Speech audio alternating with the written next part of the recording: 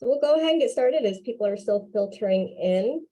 Good morning. It's nice to see so many familiar names and faces. For those of you that I haven't had the chance to meet, my name is Danielle Johnson. I'm Senior Director for Grants and Programs at the Community Foundation.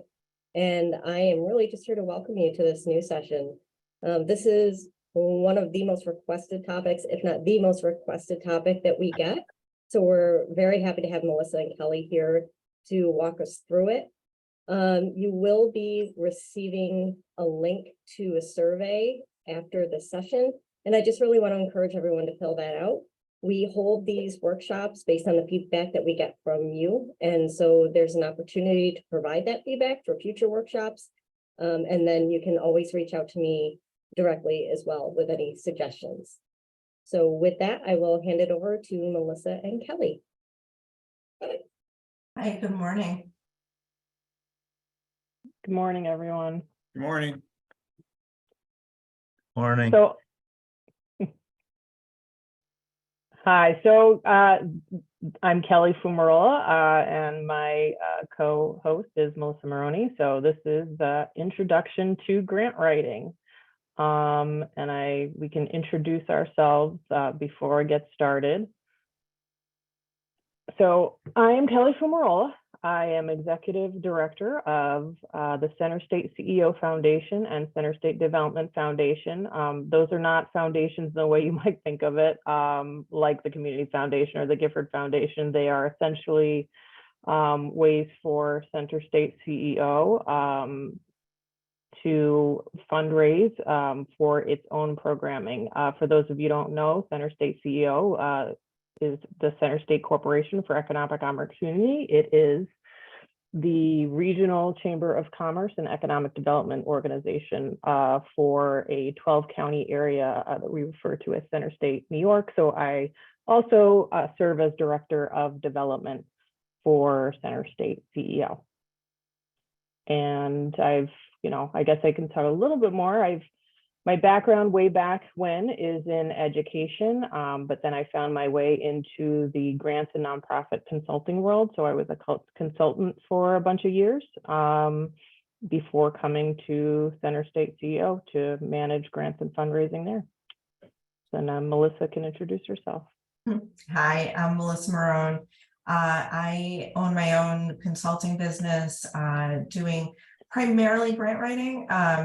I do some other work with nonprofits, but that's pretty much the majority of it right now. And my previous work was with the homeless and housing population and nonprofit groups. I also worked at Vera House previously, so born and raised in Syracuse and have had a lot of nonprofit experience over the years. In 2018, I left my job to stay home and do this work part-time with 3 little kids at home. And so it's been great. So it's been 5 years of working with a lot of really great nonprofits, mostly local, and mostly doing grant writing, some policy writing and things like that. But that's been it for the most part. And this is, I think, our 2nd year of doing this, right, Kelly? Yep, 2nd year that we've done this together. I've done this a couple of times in the past, back pre-COVID days when it was in person. So this is by far the largest audience I've had. So bear with us. Online workshops can sometimes be, they're certainly different than in person. So we'll try to, not speed through things too much. But know that we're going to have a Q and we're going to try to pace it so that there's time for Q&A at the end. So if you have general questions about grants, then we can hopefully answer those. All right, you want to get started, Melissa? You're advancing slides. Sure. Let's see here. Okay. You want to go ahead, Kelly? Yeah, so this is just our, the topics that we're going to talk to. We did our introductions. We're going to go through some basics, grant readiness, research, getting to know funders, and then we'll have a 15-minute break, and then we'll go talk about grant proposals and writing and grant funder relationships. And again, we'll try to leave a good amount of time for some general Q&A. Yeah, and Kelly is going to take you through the first part of it. I'll chime in as needed, and likewise for the after the break, we'll flip that. So again, here's my background here. I just went over.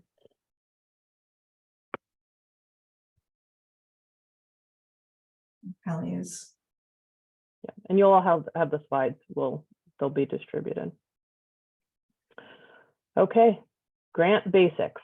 So this is an introduction to grants workshop. So we wanted to start with not making any assumptions about what anyone might know in terms of grants. So what is a grant? A grant is an award of money, goods, or services provided by one entity to support an individual or another entity. For example, as we all know, nonprofits, there are grants for profits, not many, and there are very specific circumstances, and then for public entities. Grant awards are often bounded by a specific goal or a project, and almost always by a time frame within which the funds have to be spent. So, you might get a 1-year grant or an 18-month grant. Government federal grants sometimes can be up to 5 years. And generally, grant funds don't need to be repaid to the funder unless, there was a circumstance where the funds weren't spent the way they were supposed to be, or they were outlined in a proposal. Next slide. So what entities award grants? So foundations such as the Community Foundation that is hosting this workshop. Different types of foundations, community foundations, family foundations, corporate foundations. So, you'll have a corporation that might have an actual foundation as part of their corporate structure. Some just have corporate social responsibility programs that are not necessarily housed in a separate foundation. And then, of course, there are national, regional, and local foundations. A national foundation would be like the Ford Foundation. And, we have a slew of local and regional foundations here that we actually will show on a separate slide further along. So corporations also award grants outside of maybe a foundation. As I mentioned, maybe they have a corporate social responsibility arm to their corporation, or might come out of a different budget line item. Some corporations will have grants if they're large enough out of their headquarters. One example would be like the Walmart Foundation, and those larger corporations might also have grant programs out of their local or regional branches, where you would most likely deal with a branch manager who would really understand the local community in a different way than the corporate headquarters would. Then there are public entities, so federal, state, and local. So federal grants would be national grants. There are different types of those, which I won't go into too much right now. But there are competitive grants through the federal government. They are highly competitive. And usually organizations need to be pretty sophisticated in their grant solicitation capabilities in order to access federal grants. And then there are community membership organizations like Rotary clubs and Masonic societies that might have grant programs where they'll award modest grants to local nonprofits.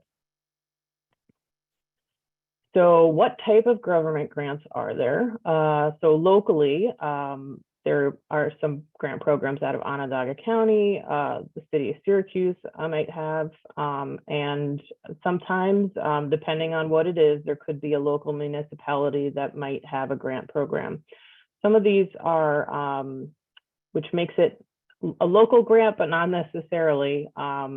Those are passed through. So if you jump over to the part of the slide that says federal, there's some federal funds that are passed through to local or state that are, some are formula grants, meaning that they are delivered to that municipality or to the state by formula.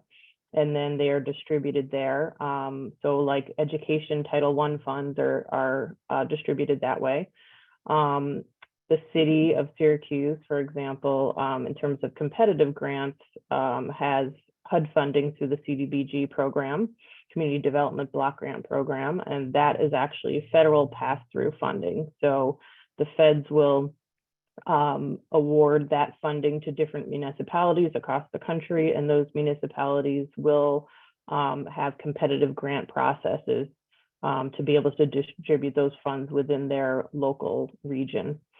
And the same with state funds. The state will have its own group of funding. One example is the state, New York State actually has a new Office of Strategic Workforce Development. So they have a few competitive grant programs there that folks, anyone in the state can apply for if you're focused on workforce development. And those are not pass-through funds. Those are state funds that are distributed across the state to local areas, nonprofits. Next, I think I went through all that. So next slide. So what do grant funders typically support? So the major category that they're looking to support are innovative programs or projects. They are looking for something that is going to help their funding, that is going to really align with what their focus is. They have their own goals for what they are trying to impact in terms of change within their own community, or wherever their service area is, and they're looking for distinct programs and projects that are going to help move the needle forward to achieve the goals that that funder is looking for. They will fund replication or scaling of a proven program or project. So if there's a project that an organization has been working on and they've piloted it and it's been working within their smaller community, and they can prove that there has been positive change, then they might award a grant to replicate that to either a different community or a different population, or to scale it, meaning that you'd take the same program maybe in the same community and you would scale it to serve more people or a different population. Then there are capital projects. So if an organization needs to build a new facility to serve its mission, then there are capital grants for that. Marketing campaigns. So if you're looking to, deepen your exposure within a community to make sure that people understand what services you provide, that's a grant to fund a marketing campaign. Organizational capacity building. So some of our local foundations will do that, and that's to kind of build the organization's capacity to be able to serve more people. So capacity could be, a new software that's going to intake more clients so that they can, help serve clients, and they have like a dedicated IT system that helps them manage who they're serving and helps them collect data. That would be an example of capacity building. Then there's general operations. There's always a lot of chatter that there's not enough funding out there for general operations, and there's definitely reasons for that, which I'll talk about probably in an upcoming slide. But basically what that means is that a grant would be provided to an organization to support the organization as it serves its mission. So it's not necessarily focused on a specific project. There are grants to fund feasibility studies. So if you're looking to pilot a new program and just want to understand what the community needs are or who the service population might be, then a feasibility study might make sense before you actually fully design and launch a program. And then there is grant funding for research, which could be, in the human services or, general nonprofit sector, might be similar to, related to a feasibility study, but research on a topic or an issue so that you can understand in fuller depth what a particular challenge might be in a community. So corporations. They typically give dollars. They will actually fund grants in terms of cash to a nonprofit, but they can also provide in-kind services. So maybe they have folks who work in their organization that could provide assistance to a nonprofit. You know, it could be an accounting department that's going to help a nonprofit with their accounting needs, or you know, something similar to that. Depending on the company, if they are a product-oriented company, that maybe they could be donating products to a nonprofit that could, you know, either, you know, be useful to the clients that a nonprofit might serve or to an event that they might have. If you're going to do a fundraising event and you're collecting donations that you could use in order to raise funds for your organization. Then knowledge and resources. You know, companies have a lot of knowledge around, you know, not only, you know, how to run an organization and that type of thing, but maybe if they were aligned with a specific industry that is related to a nonprofit that you might be working in, that they might have some extra knowledge and resources, maybe networking, that they can help your nonprofit aside from a cash grant. And then matching gifts. So if you work for a company that has a matching gift program and you as an employee were to donate to a nonprofit, you could submit that your corporation would also match that gift. So you're, you know, either doubling, depending on what their policy is, potentially doubling your donation to the nonprofit. So that's also something to, as a nonprofit organization, working with your corporate partners, you can see if they have matching gift programs and if they would add you to that list of who they would match gifts to, or maybe even talk to them about starting a matching gift program where any of your donors could be have their gifts matched by their employer.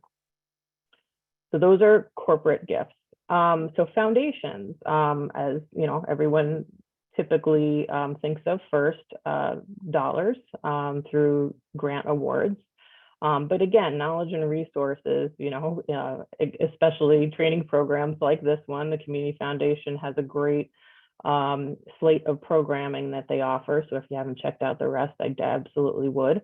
But they are a font of knowledge and resources. I highly encourage you to talk with certainly our local foundations. They're incredibly helpful. They have a really good understanding of the community and what other programming is out there and what the needs might be. So, you know, foundations are not just, you know, I apply for a grant and I get money. You know, they really, really are a community resource, certainly at the local and the regional level.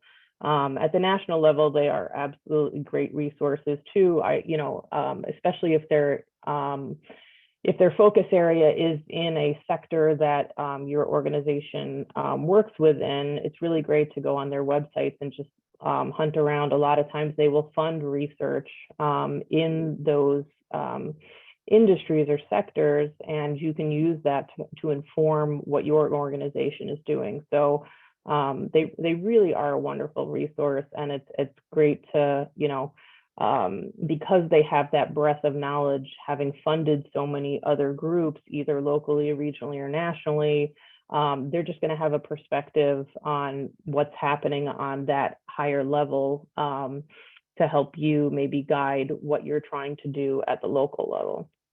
I would also add foundations can be helpful in that kind of matchmaking for peer-to-peer learning.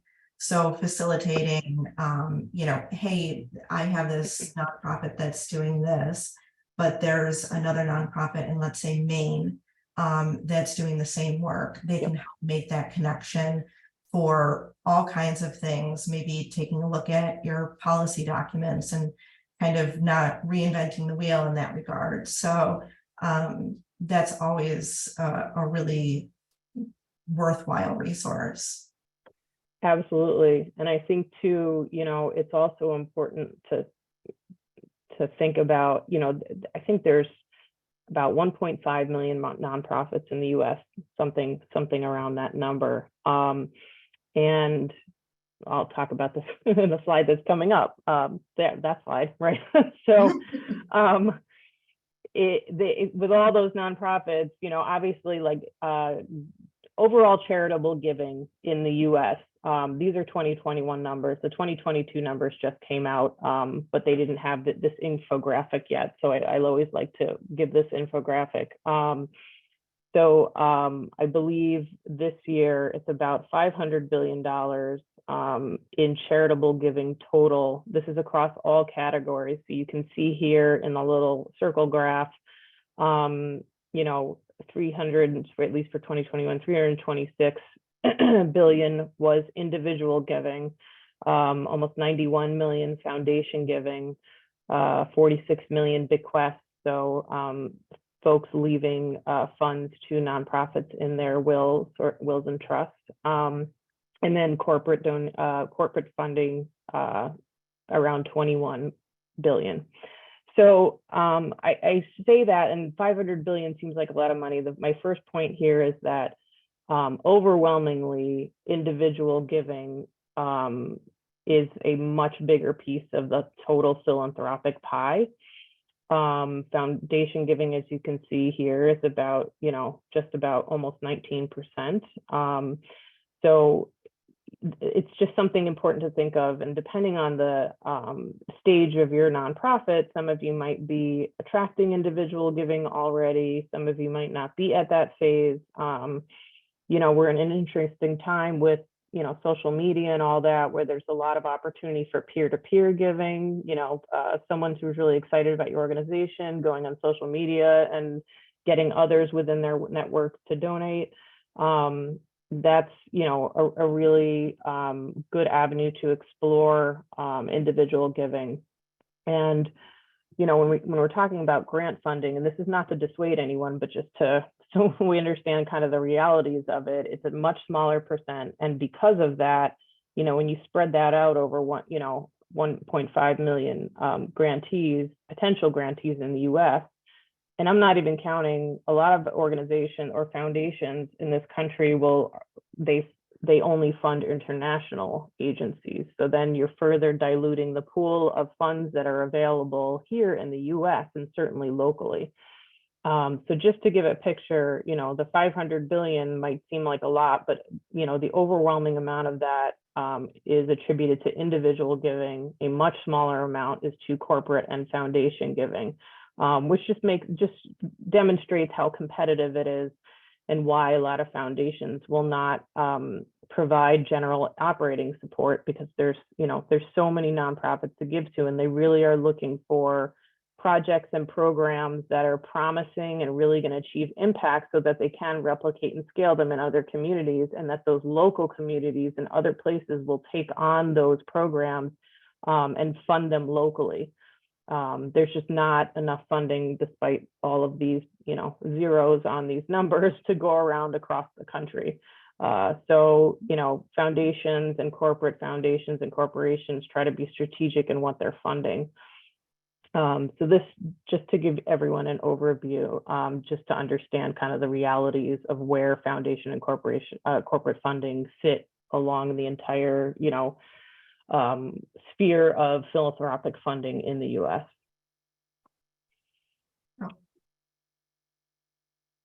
So let's talk a little bit about grant readiness. As I like to say, getting your ducks in a row. And I do not have ducks or a row, I have squirrels and that are raves. So I think all of us in the nonprofit community can appreciate not ever feeling like you have your ducks in a row, myself included. So I put this together a while ago when I was consulting, a grant readiness checklist.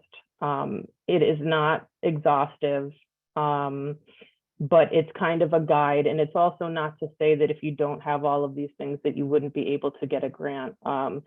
Certainly, depending on, where the stage of your nonprofit, if you're interested in looking for funding, I would start out talking to our local funders, like the community foundation, to kind of talk through what your needs might be. But in general, this is kind of a guide for you to think about all the things that you might need to have in place in order to be successful, attracting and then managing grant funds. So we can go through a few of these, some of these categories, and we can also send this out with the PowerPoint after the presentation, so you all have the checklist and can use it as you see fit. So next slide, Melissa. So as an organization, in order to attract grant funding, and a lot of you may already know this, you need to have the correct nonprofit status. So that would be 501c3 status through the IRS. That being said, if your project does not have that, you can always find a fiscal sponsor, an organization that is more established and has 501c3 status that you can apply through. You would need to check with each funder that you might be applying to make sure that they will fund you through a fiscal sponsor. Some will, some won't. But that's something to think about. In order for foundations to distribute grant funding, the nonprofit has to be formed for charitable purposes. So having that 501c3 status is really important. You're going to need to have a board of directors, someone who's helping oversee the project. Again, if you're fiscally sponsored, you might be required to have an advisory board that would help you, or whoever your project director is, oversee the program. It's great to have a mission, vision, and value statement, just so folks, funders understand like what your purpose is. Why is your organization here? Certainly very important, and something that I know, the nonprofit community always struggles with: adequate staffing levels to deliver on programs. So I would say, when you're applying for a grant, really be careful and think about, the staffing levels that you currently have and what you might need to build into a grant to make sure that you are going to be able to achieve what you say you're going to achieve within your proposal. And then, this is a kind of a general guideline. It's not written in stone anywhere, but generally speaking, funders like to see 3 years in operation as a nonprofit. Again, if you don't have 501c3 status and you're being fiscally sponsored, it's all going to depend on who the funder is. So wherever possible, talk to the funder, especially if you're a relatively new project, or even if you're relatively new, have the designation as a 501c3. But talk to the funders and make sure that you have enough experience for them to feel comfortable providing you with a grant.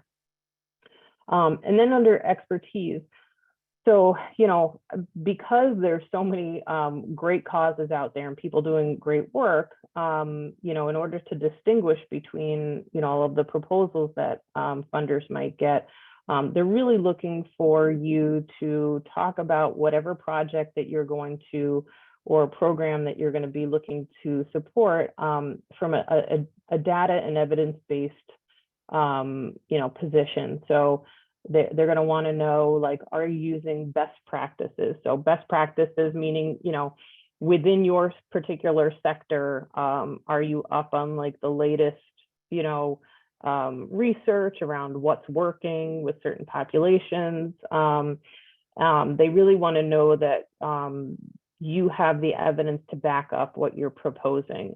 If you've already been operating programs, that you are collecting data that shows that it works, or that maybe you've had to pivot. Maybe you started doing one thing and the data showed you that it wasn't working, so you pivoted it to another direction, and you were able to achieve impact that way.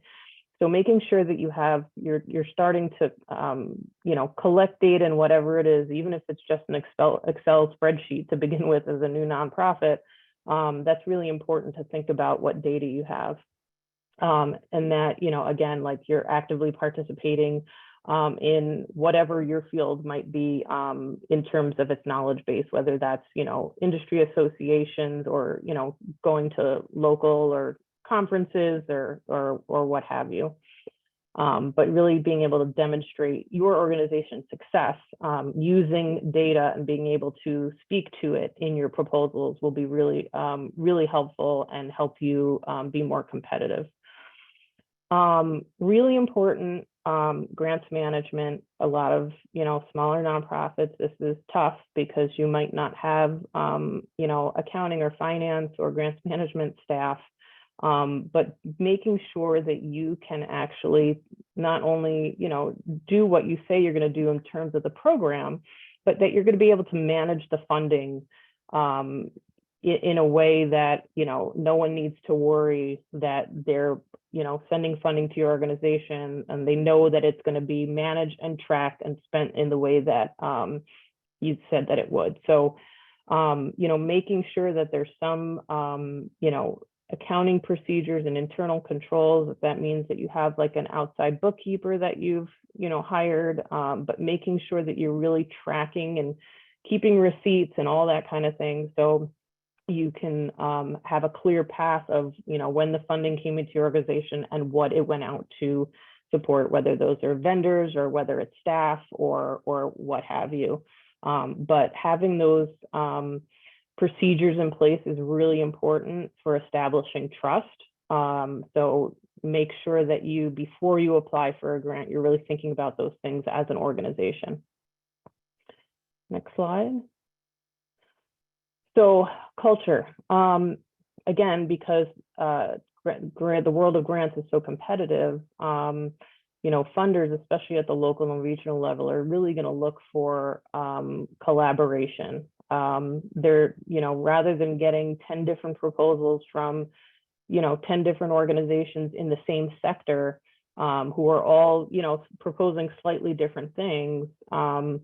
It's great when local organizations who do similar things can come together and submit, maybe one application where you're all working together towards a common goal, and you're able to contribute your respective, programming and expertise to that project. So really, it's hard sometimes because, it seems sometimes that there's finite numbers, amount of funding, and there is, but I think there's really a lot of opportunity there, not just in terms of attracting grant funding, but in terms of what, organizations can do when they work together, versus just working by themselves in a silo. So really, look around the landscape and make sure that you're, creating relationships with folks in your sector and even slightly outside of your sector, because there might be, ways that you can partner with others who aren't necessarily serving, within your specific nonprofit focus. But there could be great synergies there. So when we talk about grant development as a team effort, if you're in a nonprofit that has, whether it's volunteers or, a more robust number of staff, it really is helpful when it's not just one person responsible for grants, right? Someone might be the one who's actually writing the proposal, but you really need buy-in from everybody within the organization. If you have people that are focused on accounting or finance, making sure they're helping with the budget.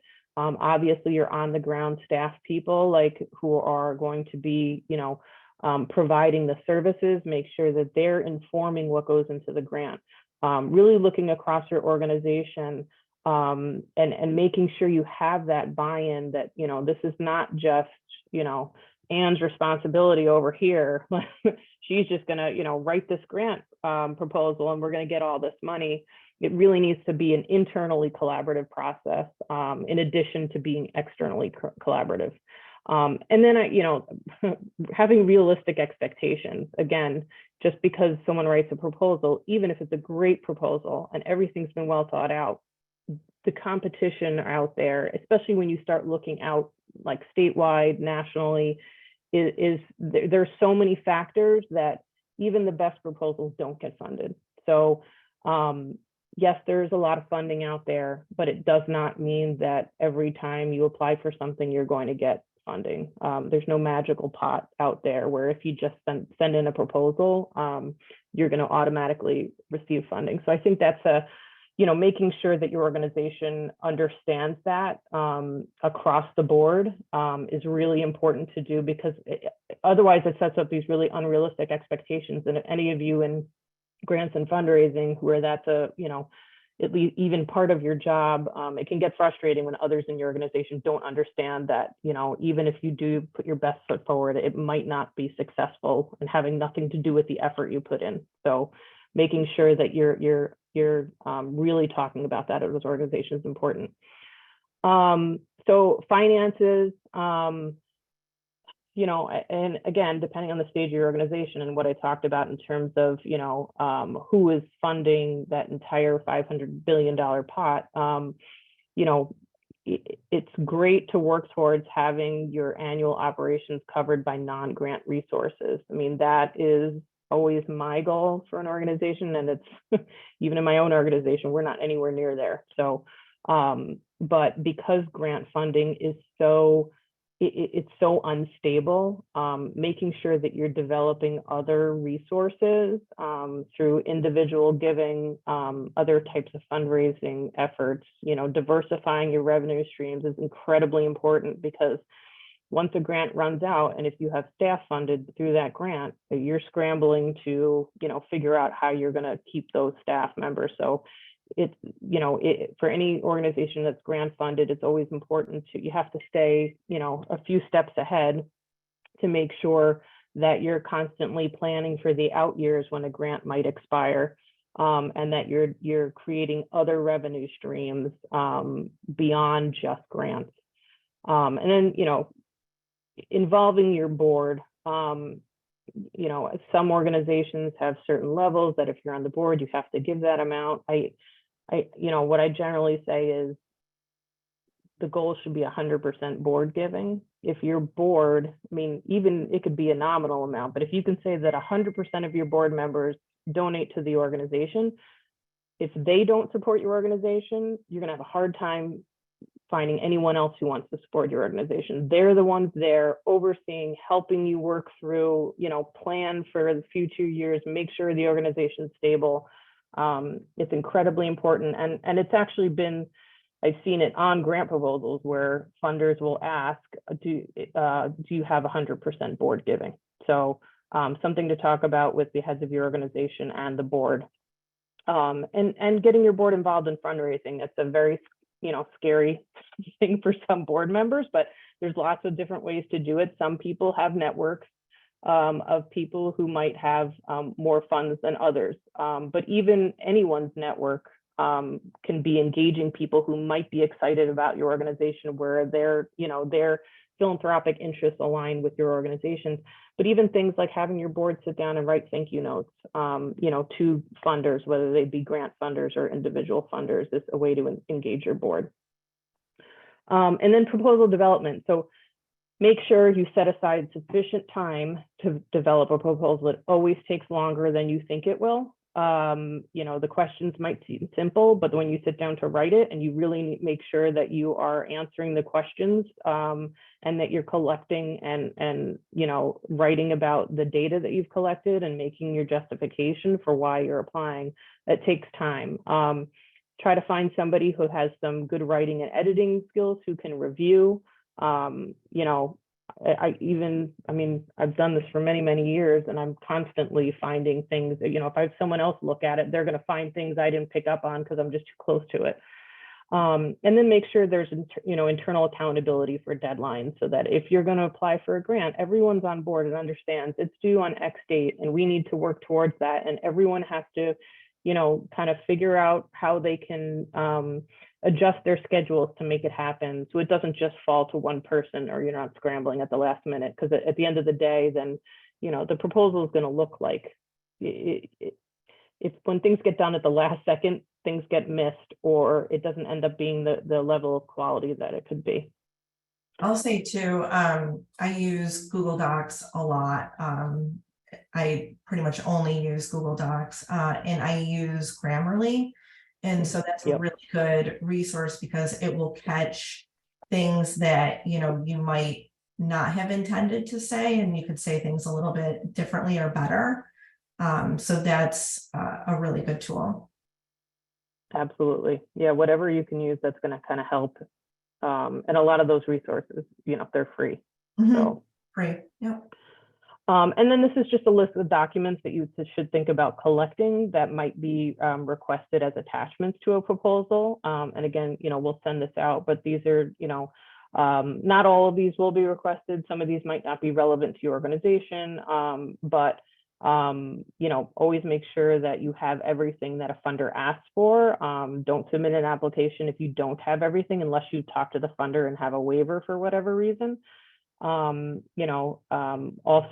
grant proposals might have, and we're seeing this more and more, especially with online applications, where you might have the ability to attach something like a video or a picture from that shows what your organization does. Wherever possible, really do, provide this information, because if a funder is allowing you to attach this, it just provides a more robust picture of what you're doing. Sometimes in the flurry of trying to get out a proposal with something optional, people tend to be like, oh, well, it's optional, so I just don't have the time to do it. But wherever possible, look at the funding application well ahead of time, and then think about what you can attach that's going to provide a really, exciting, picture of what it is that you do and the impact that you have. So always try to take those opportunities.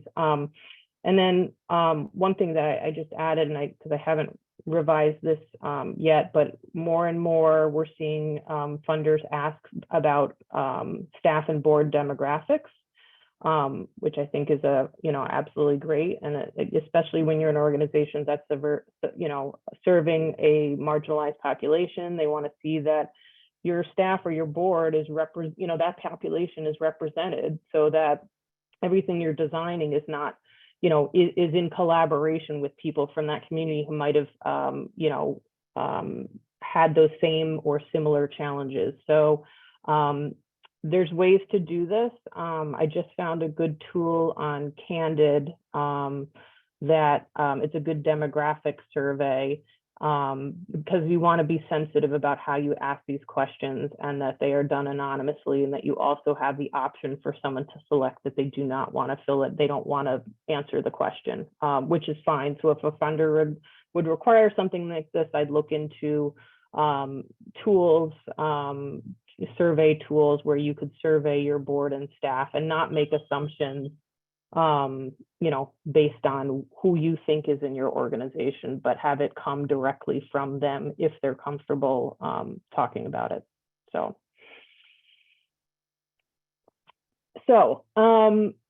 these are some things to start to think about when you are applying for a grant. So is the proposed program or the project already outlined? So have you already thought about this, or do you need to build something new based on a new grant, application that you saw came out from a particular funder? If it's something that's completely new, it's going to take time for you as an organization to really pull something together, and you don't want to pull it together just because there's funding out there, or otherwise you're going to struggle with making sure it meets your mission. I always say it's like the tail wagging the dog, right? Like you find this great, funding opportunity that seems like, it's within your sector, but then you start to create a program that is responsive to the funding opportunity rather than responsive to the actual need in your community or the population you serve. So be really careful. This is not like a new nonprofit thing. It happens all the time with, nonprofits of all sizes. It's just really important to think about, is this something you've already planned on doing, and it's just a great alignment between the funder and what you're already doing. Have you thought through the activities that you're going to provide and the cost, how much they're going to cost before you've even looked at this application? So again, if you already have an idea of a program and you've already thought about what it's going to take to put it on, that's, that will put you way ahead when you find funding that might support that, rather than creating something based on a newly available grant opportunity. Yeah, I would say too, I had a client one time who there was a 25% match requirement. And so that means that you need to either fundraise for that money or get it from some other entity, right? So that client went ahead and submitted the application saying, yep, we're going to fundraise for it, but never was able to talk with the development director to ensure that that was going to be a commitment that they could make. So always make sure that you talk internally about, the different costs and how you're going to meet those requirements. Yeah, and if you don't have procedures for like who is allowed to submit a proposal in your organization, I highly suggest you have that. Like they usually should be signed by the head of the organization, and the head should be signing off on whether you even can submit and that it's gone through the development department or it's gone through finance or accounting, whoever it is who has their eyes on it and agrees, yes, this proposal is, we agree with the costs, we agree to find, matching funds, all that kind of thing. So other things to think about when you're pulling something together is, what's the idea you have and what's the goal? What's the impact of this program?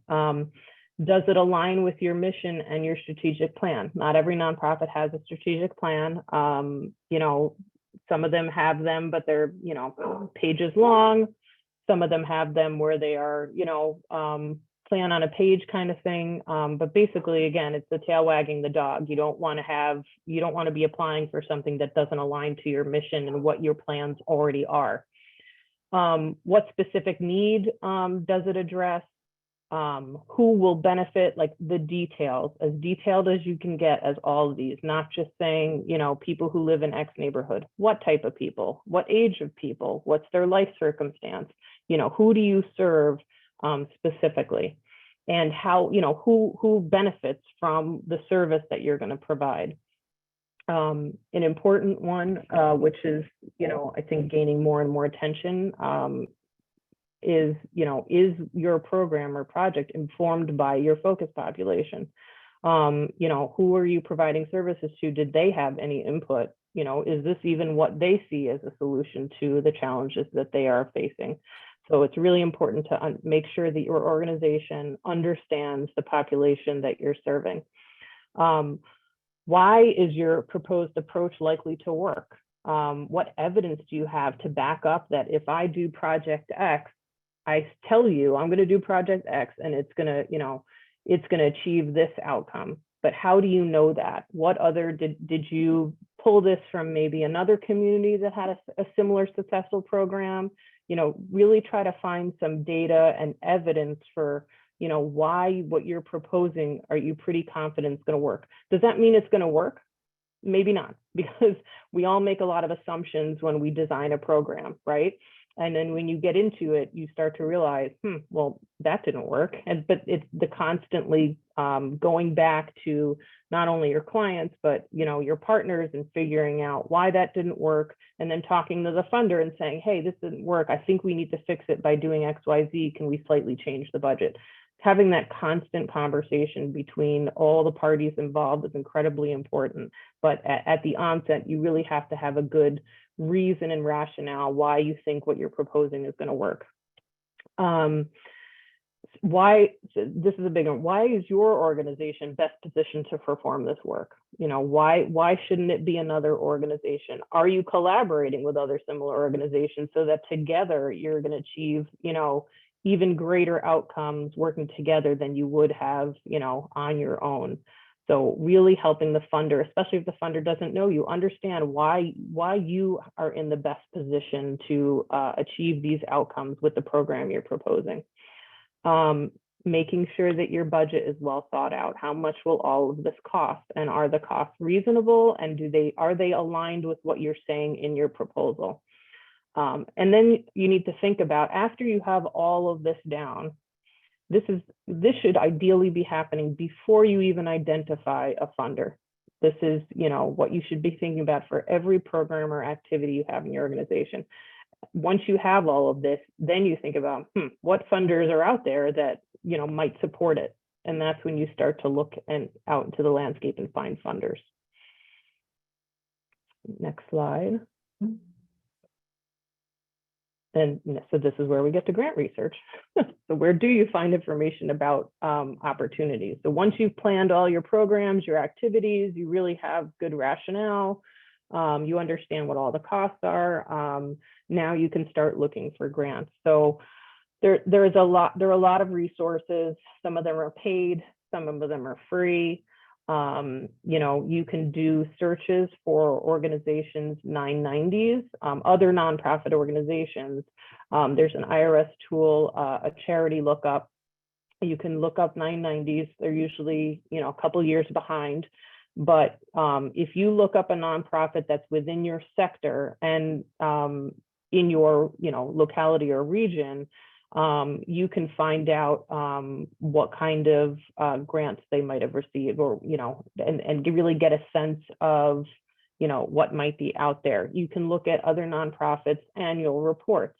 So those that put out annual reports will often have a list of funders, so you can get a sense of who else is funding organizations within your sector. Obviously, you can go on the find funder websites and just, of funders that you might already know, and really, read through them and understand what types of organizations and priorities they have, what, in terms of what they support, what focus areas they support, what geographies they support. And then there's other websites with Candid, although I don't know, I haven't been on Candid. I feel like Candid has started to, which used to be GuideStar, they are starting to charge, but I think you can still search for funding opportunities up to a point. And then there's all kinds of paid subscriptions. The Foundation Directory Online is a very expensive paid subscription service. However, it used to be at the Central Library. I haven't heard that they don't have that anymore. So I would check with the Central Library. It's usually free to access. They have a subscription for anyone to use. And then there's a few other subscription services, and there's always new ones that are popping up. But, I would just, these are a few that I know of: GrantStation, GrantWatch, GrantScape, that they are paid. And, some of them you can, enter in like your geography, and they'll charge you monthly or annually, and you can look them up. But I would try to, especially for smaller, newer organizations, start close to home first and really understand who the local funders are, and have conversations there before you start looking elsewhere. Government opportunities, you can go on your local municipality websites. New York State has a portal for grants called the New York State Grants Gateway. Actually, I think the name has changed of that, but I think you can still search that way, and it'll bring you to that.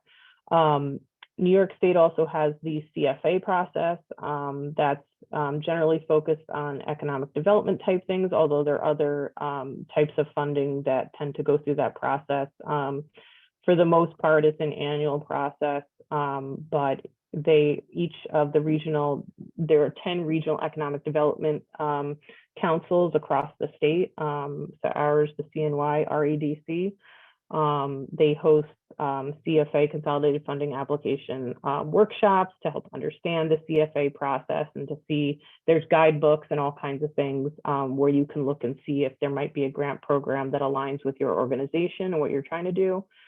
Federally, there's the Federal Register out there. Everything has moved to sam.gov is a way that you can search. You can set up a free account and search for federal opportunities. Again, federal opportunities, if you're a smaller organization and don't have experience with that, I would highly recommend working with other more established organizations who might have the grants management capacity to apply for those types of grants, because they are not they're very difficult and time consuming and complex, and require lots of different partners. But also on the grants management side, I mean, you have to have a lot of policies and procedures in place in order for the feds to be able to fund you. So federal grants, I definitely say talk to other people.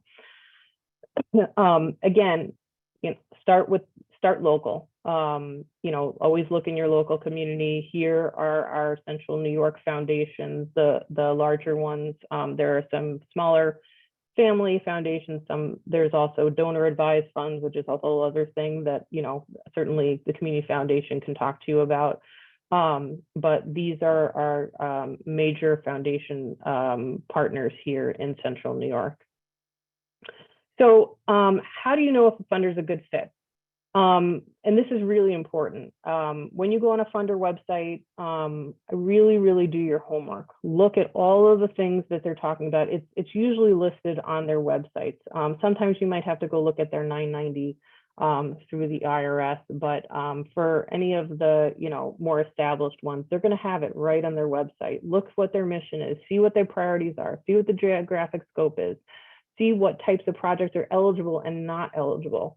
Understand what their award amounts are. More and more foundations are actually having databases on their websites that actually show you who's been funded and at what level.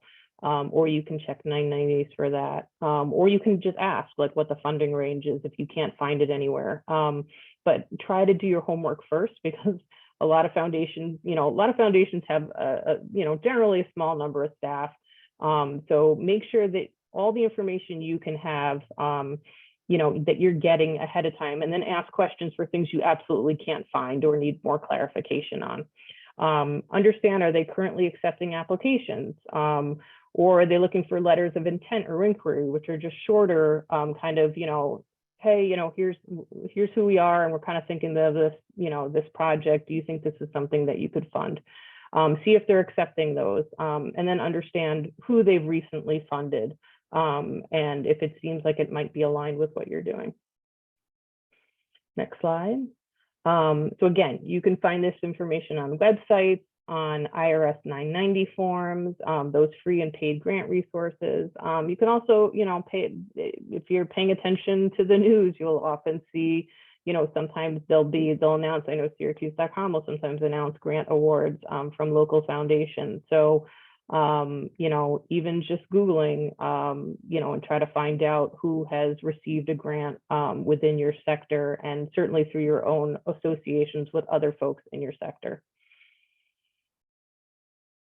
So now getting to know funders.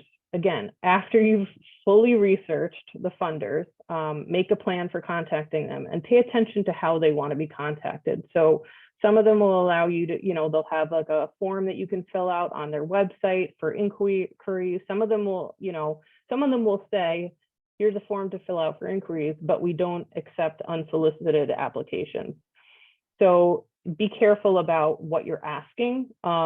If they're not accepting applications, you can introduce yourself as an organization and, say just, would like to get to know you and what you're focused on. They might write back, they might not. But just be really respectful of the fact that if they are not going to accept applications or requests, that you don't ask for that. And maybe you try to find a connection someplace else. Maybe someone on your board has a connection with someone on that board. To kind of get to know that funder better before you start, automatically just trying to ask if you can apply for a grant. So really just starting to build a relationship is incredibly important. Sometimes they'll put a phone number that you can call. Sometimes you can set up an appointment to just introduce your organization. Again, the letter of inquiry, which we can talk about a little later, but just, so a funder can get to know who you are and who you serve, and that, you're aligned and would like to find out more information. And again, if you can get an introduction from somebody else who might know somebody at that particular funder, who can set up a meeting to, introduce and just get to know one another. So you always want to obviously be prepared. Again, I can't say this enough, do your research, make sure you know everything that you can know based on the materials the funders already put out there. I know it sometimes can be very nerve-wracking because there's a real or perceived power, dynamic out there that I think a lot of funders, I mean, certainly the Community Foundation is wonderful and very approachable, and no one should ever be afraid about contacting them. But just be organized and think about what the funders' goals are, not just your own goals, but you want that alignment between the funders' goals and your organization's goals. You want them to understand that these issues are pressing and they are real and that they need to be addressed as soon as possible. And I think you want to arrange for a specific follow-up after you have a meeting. And first meeting, unless if you're just going to know a funder, unless they say, hey, this is great, why don't you send a letter of inquiry, I would look for a follow-up and say, can we meet again it seems like you're really interested in this project, can we meet again to discuss it? Or can you would you like to come on site to our organization and take a visit? Or do you think it would be okay if we submitted a letter of inquiry? Just just ask for what might seem like the next logical step, rather than necessarily, can I submit an application for a $200,000 grant? So just in that meeting, you'll get a sense of how things are going, and just ask permission for the next step, or ask for a next meeting, or for them to come and meet some of your stakeholders, that kind of thing. It's okay to follow up. It's okay to try to get back to them. Obviously, we're all adults here, be persistent but polite. If you get a no, always, it's okay to get a no. It's okay to ask if you can follow up in a few months on that no, and just let them know what else is happening. Maybe as your program gets further along. A no doesn't always have to mean a no forever. It's just a no for right now. But understanding why there's that no is important too. Seeing if you can ask, is it something with the program? Is it that their funding cycle is over? What's the reason? And can we just keep in contact? And I always go into those meetings with at least 3 different project ideas, just in case one of them, the high priority one, does not interest them, or they can't fund it for whatever reason. Yeah, I think just understanding like what they're interested in is incredibly important, because it might be something, to Melissa's point, totally different than what you thought it would be based on your interpretation of focus areas and things like that. So absolutely. So this is all along kind of the same line.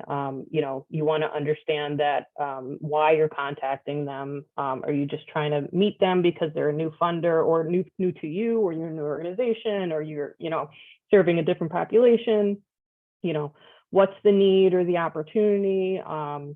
What's the, tell them about your organization, understand the project or projects that you're going to come to talk to them about, and what you expect the impact to be, and then talk about the request, if it's appropriate at that time, or next steps in terms of, a next meeting or a funder visit or something like that. Letter of inquiry. It's pretty common. It's kind of a shorter, so you don't have to go through an entire application process. Some of these are online too, so just it could be an online letter of inquiry where it'll just be kind of a tell us very briefly about your organization, briefly about the project, maybe a potential request amount, and it just kind of gives the funder a sense of whether your project is aligned with their focus areas or priorities. It's very good preparation for if you are invited to develop a proposal. So, this is not something to kind of just throw together. It's a really great basis for a fuller application that you could also use as a basis for other applications. So really think it through, and all those things that you've already done ahead of time, like coming up with the project and the rationale and all that just gets summarized here. So, this is kind of putting your best foot forward in a more condensed way. And then if you are invited to submit a full application, you just expand on each of those areas that you're going to talk about. So, break. That was a lot to run through, but I hope that gave you, somewhat of kind of an overview of grants. We'll break for a little bit, and then Melissa will take over. Do we want to do the full 15 minutes? Or we want to do maybe 10? just given the time. 10:15 maybe come back. Danielle. Yeah, I think 10 is good. Okay. Okay. So 10. All right. We'll see you back here in 10 minutes.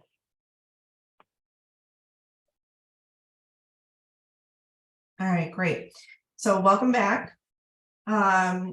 This part of the presentation will take you through, actually writing the grant. So the first part was more dedicated towards research and determining fit and things like that. This part is going to be more for writing. So grant proposal overview. I'm going to see if I can move this. Sorry. This is right in my way. Sorry, Corey. I wanted to see everyone because it was kind of like talking into the void on the last presentation, but it's kind of in the way of the presentation. So having some technical issues. Okay, so common proposal requirements. And I'll take you through these on the next slides, but this is basically like the table of contents, right? So cover letter, introduction, organizational info, credentials, statement of need, project description, methods, evaluation, budget, conclusion, and the attachment. So that's pretty much what you're going to find on a typical grant application. So cover letter. So this is usually done either by email or on your organization's letterhead. You would write, just this is my organization, this is what we're looking to accomplish. Either, prior relationship, either you've previously applied with them or, this is who you are in your community, kind of giving an overview as to who you are and what you're looking to accomplish. And the best person assigned typically is the CEO or executive director. Sometimes it can be a program director. I always, just a tip, I always write cover letters last. So after I'm done kind of thinking through the application, writing it all out, I will do this last just to ensure that I have all of my thoughts kind of gathered. I don't know if that makes sense, but it's kind of like, writing your executive summary, which cover letter and executive summary, sometimes foundations or funders will not want both. Sometimes it's just the executive summary. So you are in the executive summary, you're linking your funders' priorities to your project. So kind of doing that history, as Kelly talked about on the website, and talking about, what they're interested in, if it's education, if it's youth, homelessness, things like that. And a brief summary of your organization and its credentials. So the work that you've done, the work that you intend to do, your ability to maintain grants. So, if you have, if you are holding, a federal grant, or if you've previously held larger size grants, your ability to kind of maintain those and sustain them. The need and opportunity your project will address. So, again, what it is that you're seeking to accomplish within your organization and within your community. The project description, so the scope of work. So taking them through the timeline of, once you get the funding, what it is that, you will do throughout that year or 18 months, however long the grant will last. Project budget and the amount of the request. So that's going to be typically in an executive summary, that's going to be a one-liner. So that's going to be like, we are seeking, however much, and this is what we intend to use it for, whether it's salaries, project supplies, items like that. Again, I always say this for last, just it's a personal preference thing. And then your introduction. So a lot of this can be redundant and duplicative, but you would give your overview here, what to expect, what you're seeking to accomplish. You introduce your organization, give your mission statement, history, how long your organization has been in existence for, why your organization started in the first place, demonstrate that need in the community, programs that you have and what those programs accomplish, maybe how many people you serve, things like that. And it contains the key points of the project, so why you're seeking the funding. And you always want to connect it back to the foundation mission. So funders really like it when you've kind of done your work and you have looked on their website and have really seen what motivates them and how you can connect it to what you're trying to achieve. Statement of need. So who's affected by the problem? What factors contribute to the problem? What can be done to fix the problem? And what your organization is doing to address the problem, what others are doing, and what remains to be done. And this is going to be probably, I would say, a couple paragraphs or so. It's it's a statement of need, but this is, you got to kind of walk through this really quickly and be as black and white about this as possible. So I kind of do just the facts, ma'am. Just try to get through this and make sure that you're very clear on what you need to accomplish your goals. Why does it matter? Quantify it if possible, and why do you need this money? Effective need statements. So again, relate it back to your mission, relate it to your funders' priorities, focus on beneficiaries. So who the project will help and why, and that you're well supported with cited evidence. So statistics, that these can be local, national, research and trends. So looking at best practices, as Kelly talked about earlier, things like that. So, and then are you, that the need statement is directly connected to your organization's ability to respond to that need.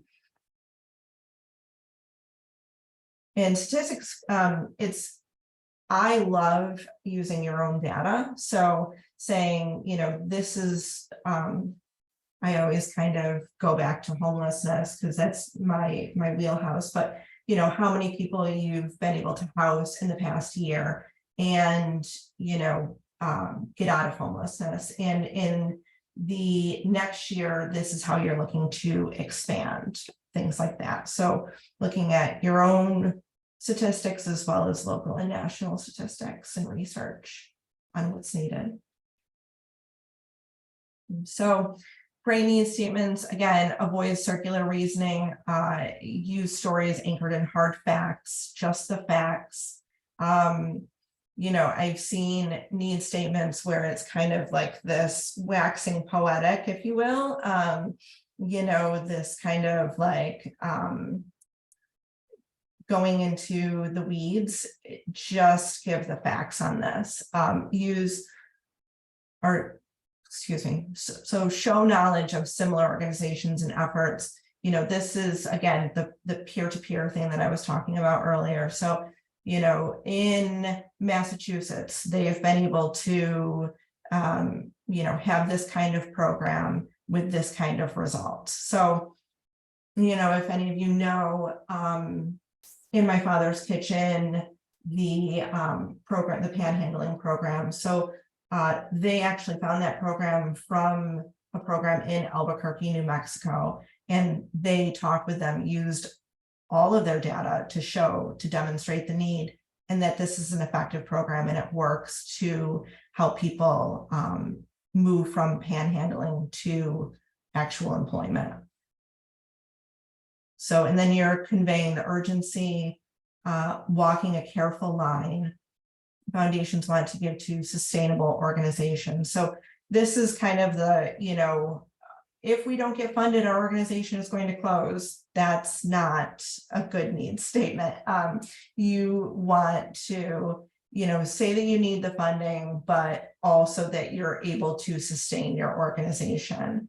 They want to make sure that you have an organization the next, 10 years, and that you're able to continue to meet this need.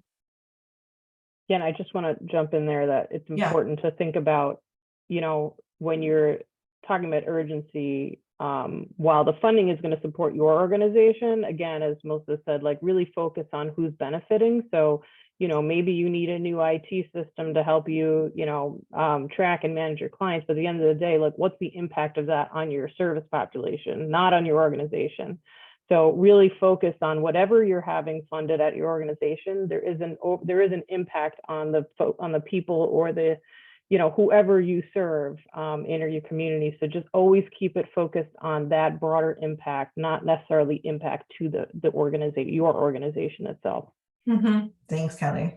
Yeah, and another thing I just want to say is, it's okay to tell stories here, but at the end of the day, you can take an individual story, lead with it, but then really talk through, what Melissa's saying is like really like talk about the facts behind it and the rationale. So, storytelling is great. It makes everything, it makes everything more human if you start out with that, but then really being able to back it up with, facts and data.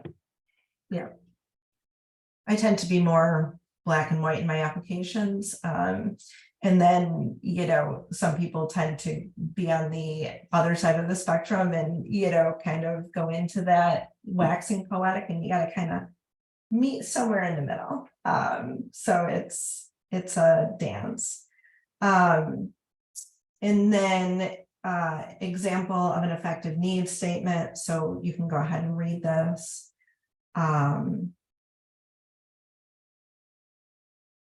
This is more about education in youth.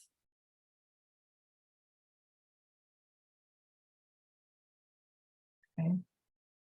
And then the organization information. So going through your history and mission, as we talked about, your clientele, so who you serve, your staff, so who is going to be working on the project, your board of directors. Most funders will want a board of directors list. And then major accomplishments in future goals.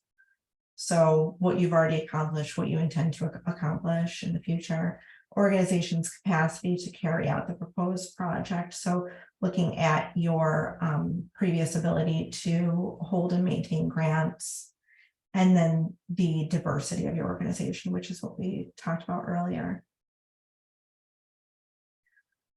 Project methods. So goals and objectives. So what will you accomplish throughout this project?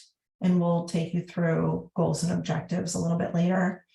The project description. So again, what you need funding for. It could be, I think project and program kind of get a little bit mixed up here. So and it can be the funder kind of confusing it, or it could be the organization. So I think of it as, you have your program is, for instance, a homeless shelter, right? It's the shelter program. But the project that you're seeking is maybe getting new mattresses for the program, or food for the program, things like that. So and what you intend to do and what the project is. So You know, with mattresses, it could be, you know, we have 20 mattresses and we need to replace all of them, or we give, you know, our shelter residents dinner every night, and we want to continue to do that and maybe do a little bit more on holidays and things like that. So timeline, so start from right when you get the grant, and then right at the end when you have to start reporting on it. What do you intend to do in that time period? Is it hiring staff, and, you know, kind of get into the weeds here where it's you're writing the job descriptions, you are advertising the position, you're onboarding after hiring, you are coming up with the program description, things like that. So take them all the way through, and then, you know, any markers throughout that time period. So looking at your data, and is it an interim report? Are you reporting back to the funder and showing your data and what you've been able to accomplish in that, whatever it's 6 months period of time?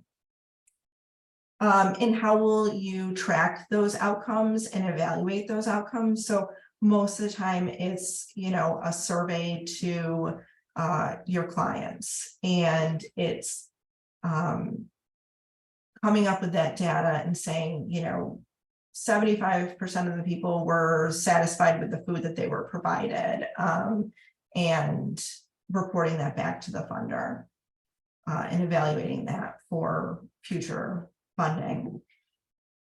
And the sustainability plan, so it's typically, you know, if it's a 1-year grant, what will you intend to do after that 1 year is up? Will you be seeking renewal funding? Will you look to other funders for that funding? Will you be able to sustain that funding with your fundraising abilities? And what will you do if you are not funded?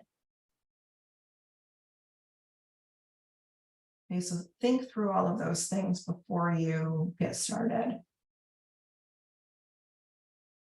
Measuring goals, measuring success through goals. So, and this is an example of a goal.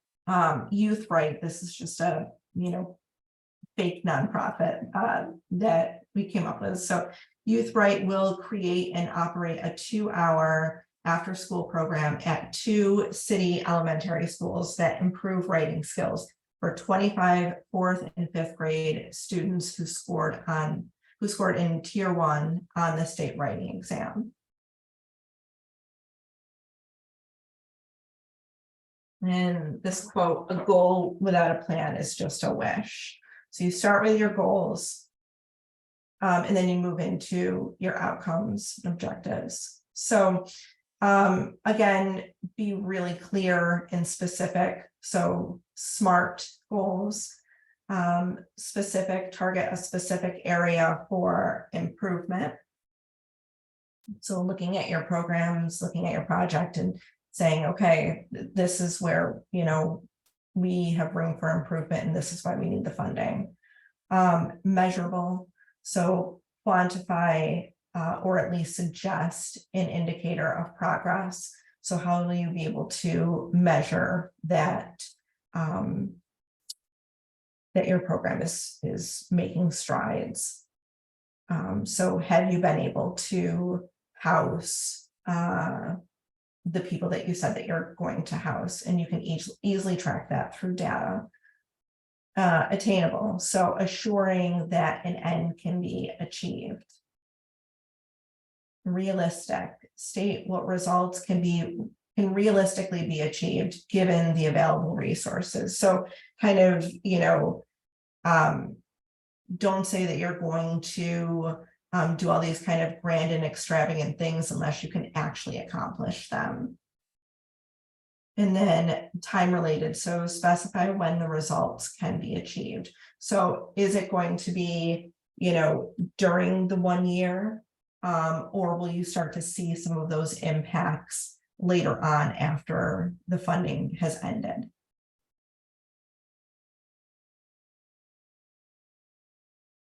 outputs versus outcomes. And yes, we love Spider-Man over here. We just saw the Across the Spider-Verse. It's very good for those of you who have not seen it. All right, so outputs versus outcomes, very confusing.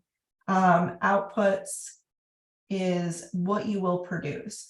And this is usually a number. So number of graduates, number of classes, the training materials. So 25 students attend, 123 writing curriculum purchase, 1 teacher and 1 aide hired. This is kind of breaking it down for you. Outcomes, what change will occur as a direct result of the project. So in behavior, knowledge, attitude. And so this is, you kind of want to walk through short-term, midterm, and long-term outcomes. I've seen a number of foundations do this. I think Mother Cabrini is one that really looks at this as well. So 50% increase in student attitudes about writing by the end of the grant period. 50% improvement in written organizational structure, 50% increase in grammar proficiency. And then midterm, so kind of that like mid-marker, 25% decrease in use of in-school remedial writing services over 5 years. And then long-term, so this is going to be, you know, out into the future, 75% of students will achieve a score in tier 1 or higher, or tier 2 or higher. So outputs are going to be, more quantitative. Outcomes are going to be more qualitative. Then measuring success impact. So what change will you affect over the long term? What impact will you have? Changes in organizations, communities, or systems. I love systems change work. So how will you be able to impact an overall system, your education system, the homeless system? How will you change that? Lower dropout rates at the high school, greater participation in secondary advanced ELA classes at the high school, higher post-secondary education access. And, you know, will you be able to make that kind of impact throughout your community and possibly others? Will this be kind of an innovative program that other communities will look to for change? Budgets. I just want to say Yeah. there too is, you know, no one expects your one program to like on its own achieve this impact. It's just that you're trying. Yeah, I just want to make that clear. People are like, oh my God, your program is going to be part of hopefully an entire ecosystem of other organization programs trying to achieve, you know, broader impact. So you just have to connect the dots between your project and program and how it's going to help feed into this broader impact. So just wanted to make that, you know, that point. Aim for the sky, right? Or stars, whatever. Okay, budgets. Love a good Leslie Knope check. All right, so this is the part that I hate doing. And sometimes you're a numbers person, sometimes you're, you know, a writer, definitely not a numbers person. So if that's not your strong suit, see if you can have your finance person or another person kind of help take that on for you, or maybe sit with you and kind of help explain how to run through this. I always like it if the funder has their own template versus creating my own, because it's just a lot more work. So make sure that your budget aligns with your narrative and goals, that you're not kind of asking for everything under the sun, and calculating costs. So making sure that everything is appropriate, what's allowable, indirect capital. There's a lot of funders who will not give indirect funds, which is kind of, you know, the funds that you use to just manage the grant. So your finance person kind of, doling out those funds and managing them. Capital, which is, building costs, bricks and mortar. There's a lot of funders who will not fund that as well. If you need that, those should be really questions that you talk with the funder about at the start before you even apply. Is your organization contributing? So how much will you contribute to this project? There's a lot of funders who will not want to fund the entirety of the project. So, typically it's, is it 25%? Is it half? How much will they be funding versus your organization or another funder? They want to see some kind of input from the organization mostly. And then what if you have a partner? How much are they putting towards the project?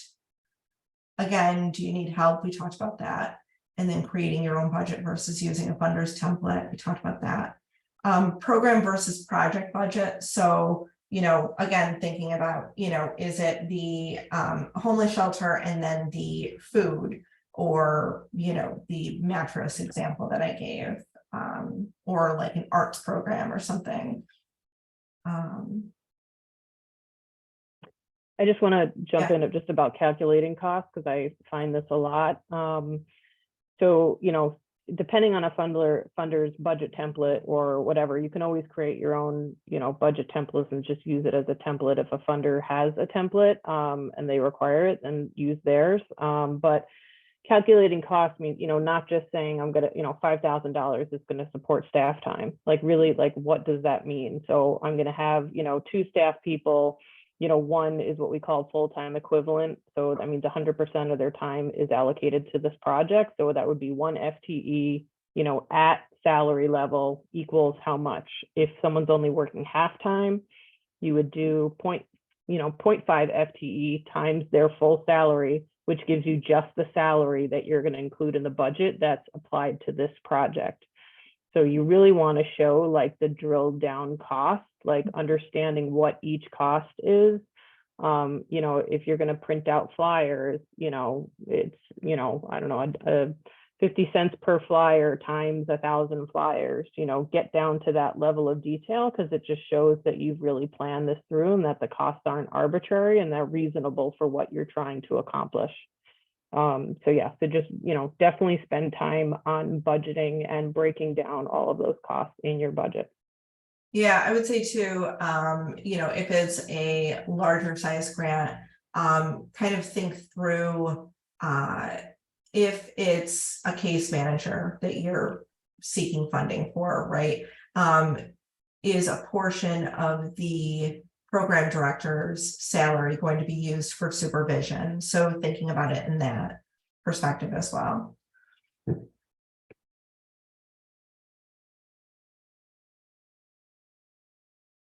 Okay.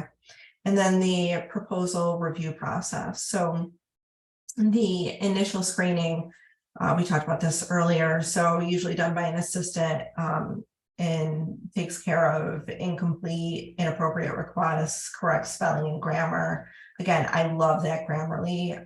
If you don't have the kind of staff power that it would take for this, but I always suggest having another person look through it. Staff member takes over, will determine if you have the capacity to deliver, if duplicative services or other funding. Try to do a lot of this stuff in the beginning. And then from staff to board, some boards read full proposals, others just need staff summary. So who's going to be working on this project? And then corporate process, need to know who makes decisions, and that differs. So from organization to organization. Sometimes it's the CEO or executive director, sometimes it's the program director. That all depends. Sometimes it's the finance director as well. And then your time frame. So that varies greatly look for your timeline for review. I like to have a grant done at the bare minimum a week before it's due, at the bare minimum. And so that gives a little bit of time to the staff to review it and time to submit. So try not to submit on the day that it's due, because then, you know, it might not, the portal might not work. There might be technical issues. You might have something come up in your personal life that you won't be able to take care of this. Always try to have it done a week before and submit maybe like at least a couple days before it's due. But sometimes it's the hair on fire thing, and I totally get that. I've been there more times than I'd like to discuss. So.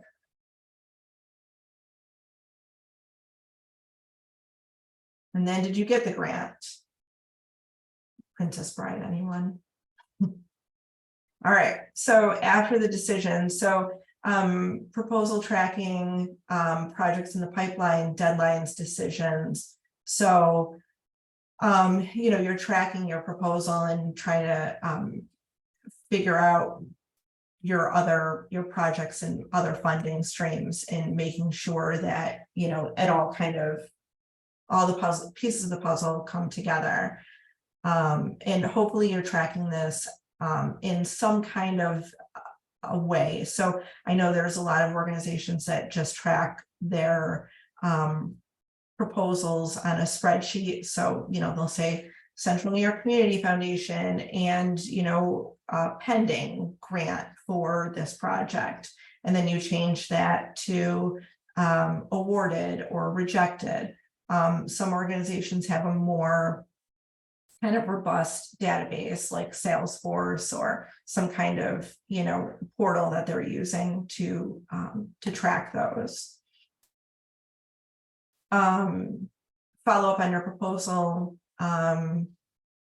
Who follows up? Is it, you know, your grant writer? Is it the executive director? Circling back with the funder and asking if they have any further questions. Sometimes you're waiting months for these things. So if you need the money sooner rather than later, you know, just kind of carefully being communicative about that. And hopefully you're applying for these funds before you actually need these funds. Sometimes there are funders who can give you funds retroactively. So let's say you're currently in the thick of it and your organization has already paid and fronted those funds for the project. Some funders will be able to pay back the organization for that. Not many, but there are some funders that do that. Hey, Melissa, I just wanted to flag time. I think we got a bunch to go to. All right. So I don't know if we want to skip to the tips or okay, sure. What's the most important thing? Yep, thank you. So again, you know, just say thank you. Sometimes you can link to the foundation on social media and request any feedback if you did not receive the grant. Writing tips. So tell a compelling human story, be clear and concise. Simple charts. Sometimes that might not work with a portal. Align the budget with the narrative. And make sure costs are allowable by the funder. Again, get started early. Avoid mission creep. Stay true to your organization's mission, unrealistic expectations. Sending out cold proposals. So again, talk to the funder first. Boilerplate proposals. I always like to copy and paste from a previous grant and then tailoring each proposal to the funder's goals and interests. So other tips, ensure you're prepared to write the grant and implement the program. Time constraints, the people power to write the grant and staff the program. ability to implement the program and the financial staff to manage the grant. Don't go chasing waterfalls. It's the best line I can come up with. Be honest with funders about staffing changes, issues with the program. Sometimes you might need a grant modification. So if, for instance, you lose staff and you kind of need to move some money around, talk with them about that. That stuff happens all the time. Again, personal preference, use Google Drives, docs, sheets, calendar for a grant calendar. If, you like using that rather than Word. I like it better because you can share the document in real time and make comments on the side and resolve things really quickly and easily.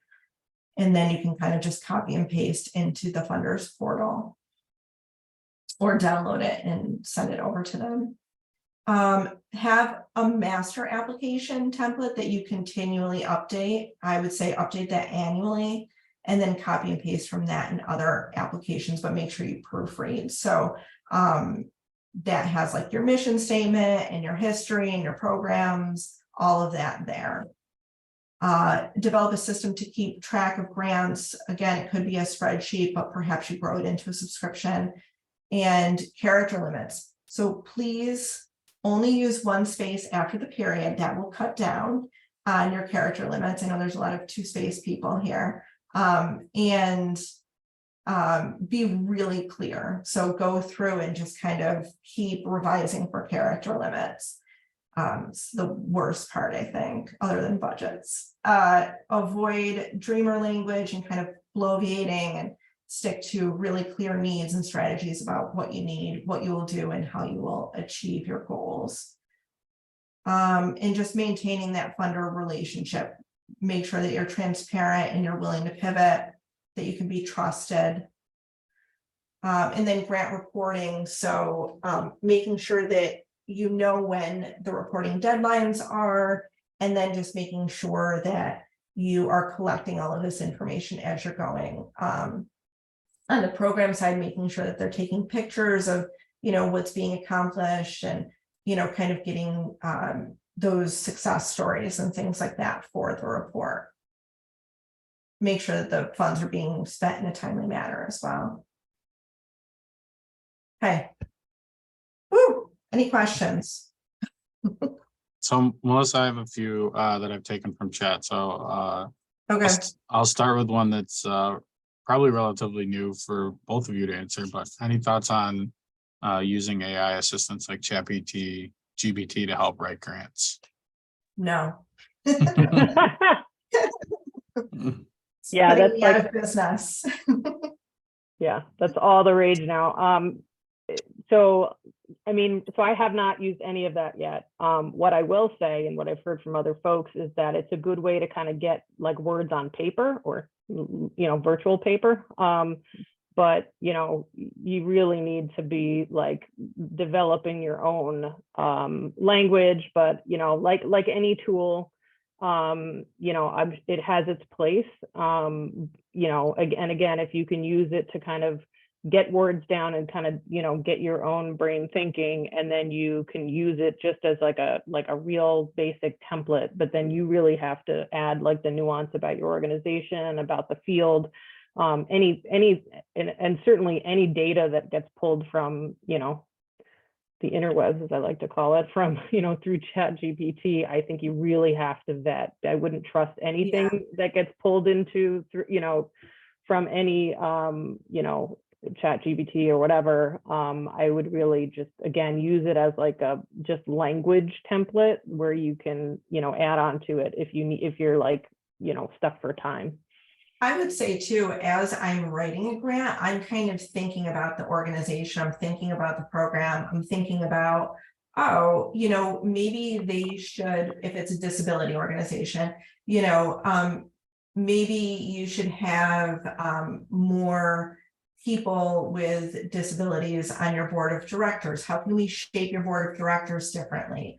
How can we kind of make sure that the funds are spent in a different period of time? How can we reach out to other organizations? What are your referral sources?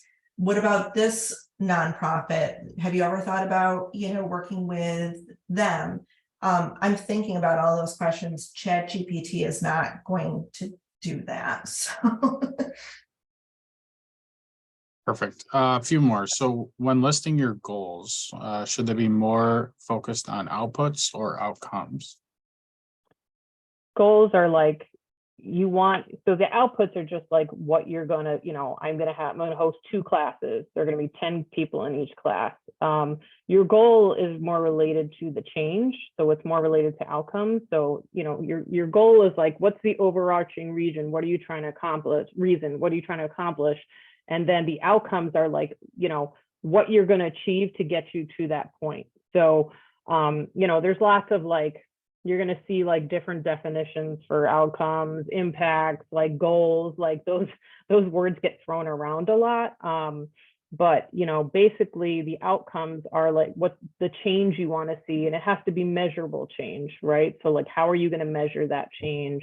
And all of that leads you to your end goal, which could be the impact. Goals kind of a funny word because some will use it in terms of just the goal for this project rather than a long-term impact.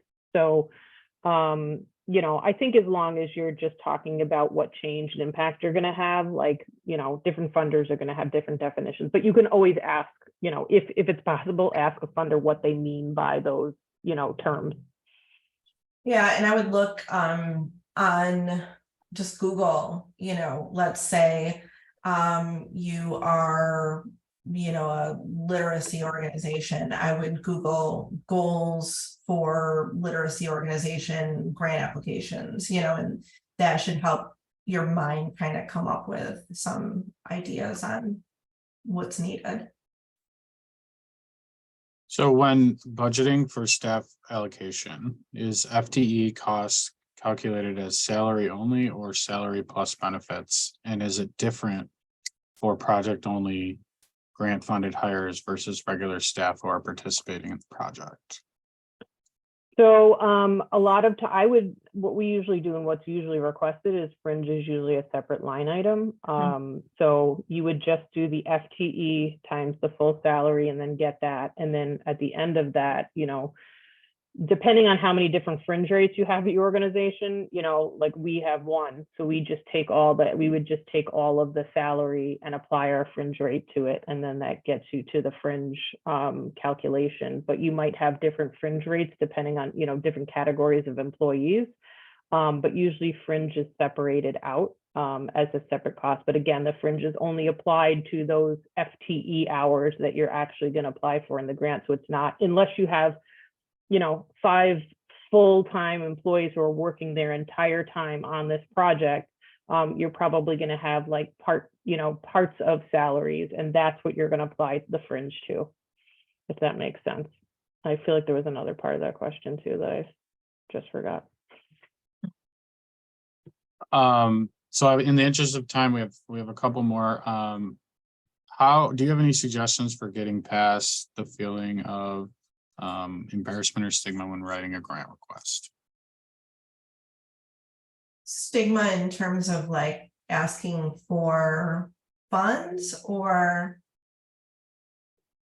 Not sure. That was the question, Nazareth. So. Okay. Or is it, the need? I'm just having a hard time. I want to make sure I follow. Whoever wrote the question, feel free to come off mute. Yeah, so we can jump ahead to the next one and then maybe they'll answer. Do you have a suggestion for efficient grant searching as opposed to going down rabbit holes and losing time? Yeah. So, I mean, what I would do is I worked with a nonprofit who, wanted to apply to like the Ford Foundation and, all these other like really big national foundations. And I'm like, no. Let's start with your local community foundations, look there, and then kind of branch out. I think looking at places that you even like to shop at. So like looking at, I don't know, Whiteman's or Aldi's, in looking at, okay, do they have grant programs, and how can I make that connection as I'm going in there and saying, hey, I work for this nonprofit. I understand that you do grants like Costco, and then you're able to, a lot of those like more corporate, like I just did a Costco grant, they'll ask you, do you have a connection at your local store? And who is that person? You'll have to actually name their name and their title and the store and all of that. I would start there. And then also, Google is your friend. So just continue to Google and look at, other funders that match your target population and the need. Yeah, and if you use like a service like a foundation directory online, if you go to the library, you can drill down by like category, geographic area, all that kind of thing to get really narrow. But to Melissa's point, like really start as local as you can and just get to know the folks who are around here who fund. And they can always help you as well.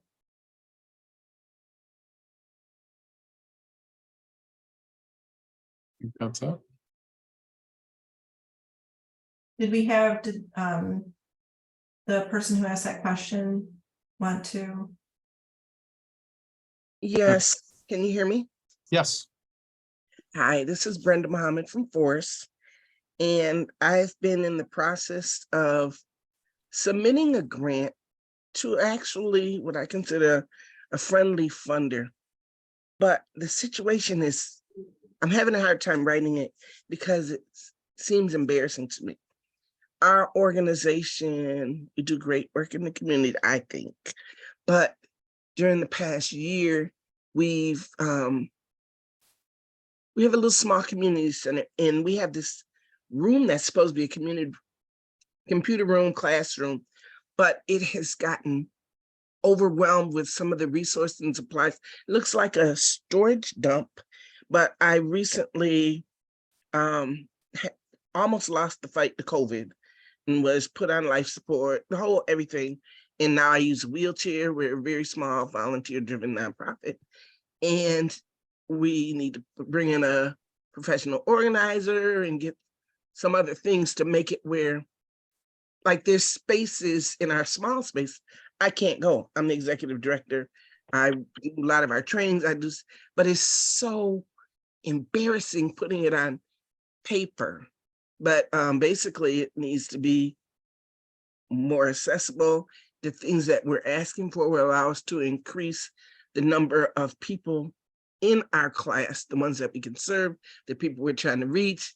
But I can't get past me to put it on this form. And it's so embarrassing. Like when you're having the family reunion at your house and your house is the mess.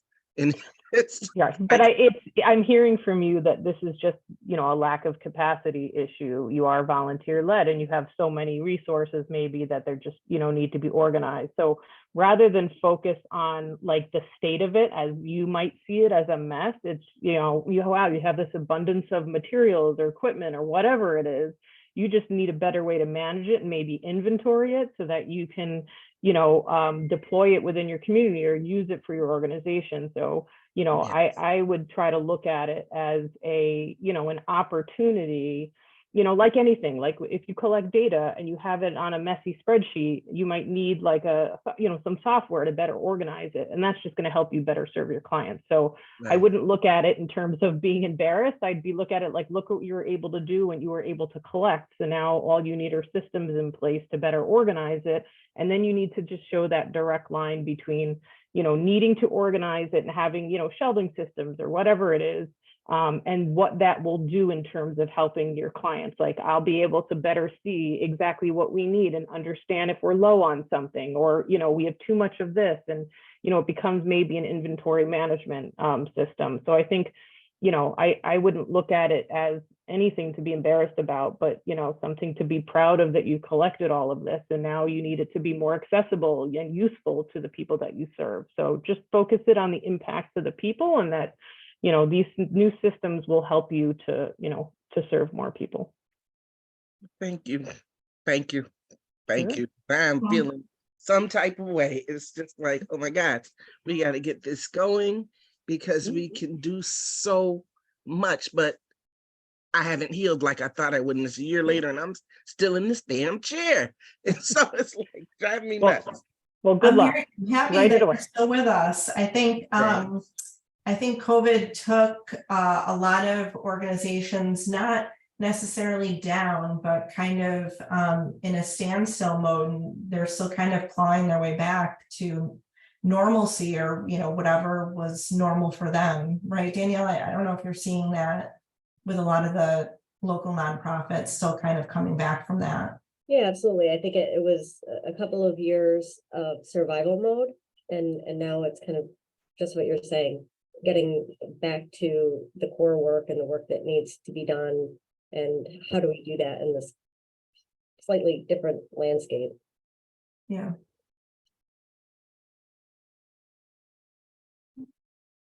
Well, if there are any other questions, I want to thank Melissa and Kelly for your time today and the information that you shared. I also want to thank all of you for taking the time to attend. I hope you gained some things out of it. I certainly do every time I hear the presentation. So we will, as I mentioned at the beginning, be sending out an email. It will have the PowerPoint in it. It will also have the recording of this session in it, and then also a link to a survey. And I just really want to encourage everyone to, it's a very, very brief survey. Take the survey. It lets us know what topics might be of interest for future sessions. Outside of that, you're certainly welcome to contact me at any time. Thanks again to Melissa and Kelly. Thank you. Have a great day, everyone.